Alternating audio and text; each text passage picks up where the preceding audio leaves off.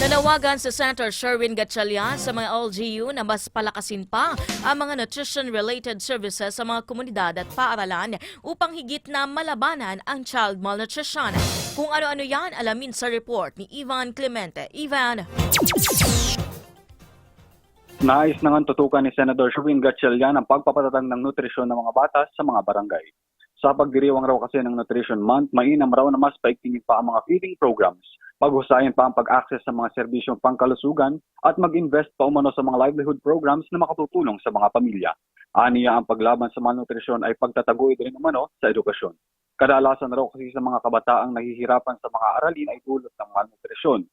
Makatutulong aniya ang pagpapatupad ng Republic Act 12199 upang mas mahikayat pa ang lokal na pamahalaan na magpatuloy pa sa mga programa at isasagawa ang mga serbisyong laban sa malnutrisyon.